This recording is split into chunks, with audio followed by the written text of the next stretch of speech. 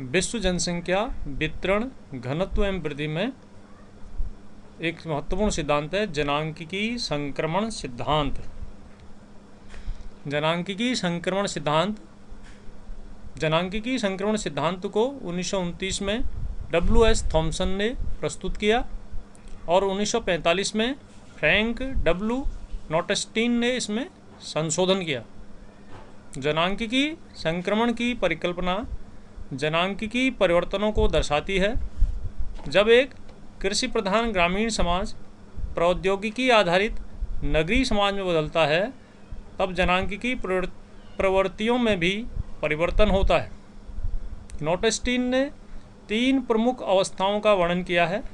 पहली अवस्था, जन्म दर कम होने से पहले जनसंख्या में अधिक वृद्धि दर।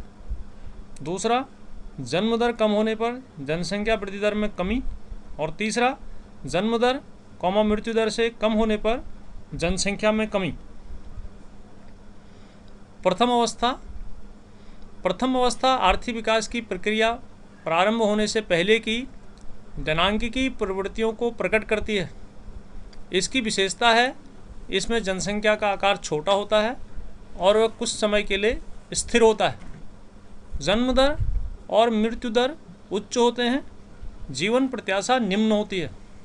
अधिकांश लोग अशिक्षित होते हैं और उनके प्रौद्योगिकी स्तर निम्न होते हैं। 200 वर्ष पूर्व विश्व के सभी देश इसी अवस्था में थे। वर्तमान समय में बांग्लादेश, नेपाल आदि देश इसके उदाहरण हैं।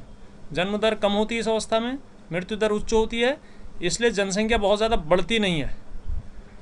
और अधिकांश जो देश हैं जो कृषि से संबंधित देश हैं, प्राथमिक कार्य करने वाले देश थे उस समय अधिकांश लोग, तो इसी वर्ग के अंतर्गत आते हैं, प्रथम अवस्था के अंतर्गत।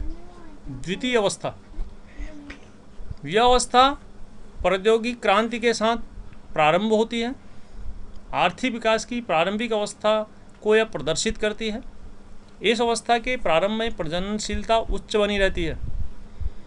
जो द्वितीय अवस्था है, जो देश थोड़ा विकास कर लेते हैं, प्रौद्योगिकी विकास उनमें हो जाता है, तो इस अवस्था में आते हैं वो देश। स्वास्थ्य संबंधी दशाओं में प्रौद्योगिकी विकास के कारण स्वास्थ्य संबंधी दशाओं में सुधार होता है। चिकित्सा संबंधी सुविधाओं में सुधार आने लगता है, जिसके कारण मृत्यु दर में या मृत्यता में कमी आने लगती है। इस अंतर के कारण जनसंख्या में होने वाला शुद्ध योग उच्च होता है, क्योंकि मृत्यु दर घटने लगती है और जन्म दर उच्च बनी ही रहती है, इसलिए लोगों की संख्या बढ़ने लगती है।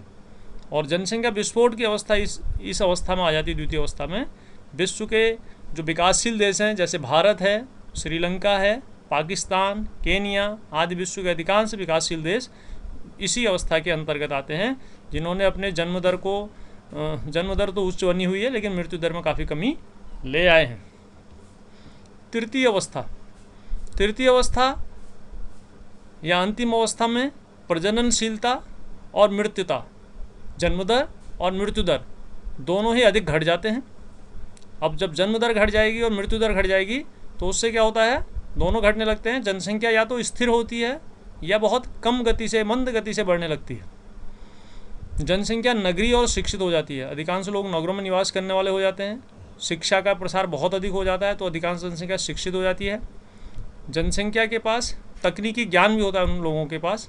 ऐसी जनसंख्या विचारपूर्वक परिवार को नियंत्रित कर सकती है। चूँकि शिक्षित होती है, इसलिए परिवार कितना बड़ा होगा, कितना छोटा होगा, वह इस चीज़ को नियंत्रित कर सकती है, निर्धारित कर सकती है। विश्व के सभी देश, जापान, कनाडा, संयुक्त राज्य अमेरिका इसी अवस्था के अंतर्गत आते हैं। जो विश्व के विकसित देश हैं, जो कभी आज से 200 साल पहले प्रारंभिक अवस्था या प्राथमिक अवस्था में, प्रथम अवस्था में रहे थे, वो आज इस अवस्था को प्राप्त कर चुके हैं। यह मॉडल विश्व की जनांकिकी इतिहास को प्रभावशाली ढंग से व्यक्त करता है। यह मॉडल यह भी बताता है, जो जनांकिकी संक्रमण का जो मॉडल है, जनांकिकी संक्रमण सिद्धांत का मॉडल, वह यह भी बताता है कि मानव जाति अत्यधिक नम्य अर्थात लचीली है। मतलब मानव जाति में इलास्टिसिटी है, वो लचीली है, वो जैसा चाहती वैसा कर सकती है, उसमें अपनी प्रजननशीलता को समायोजित करने की योग्यता है।